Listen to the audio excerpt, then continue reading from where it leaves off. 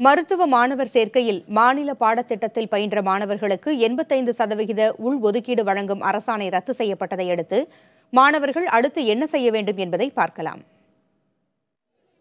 மருத்துவ மாணவர் சேர்க்கையில் உள்ஒதுக்கீட்டின் அடிப்படையில் மாநில பாடத்திட்ட மாணவர்களுக்கு தனி தரவரிசை பட்டியலும், சிபிஎஸ்இ உள்ளிட்ட இதர பாடத்திட்ட மாணவர்களுக்கு தனி தரவரிசை பட்டியலும் வெளியிடப்படும் என்று மருத்துவ கல்வி இயக்ககம் தெரிவித்திருந்தது.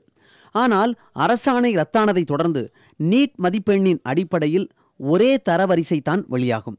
தரவரிசை வெளியானதும் கலந்தாய்வில் பங்கேற்க மாணவர்கள் தயாராக இருக்க வேண்டும்.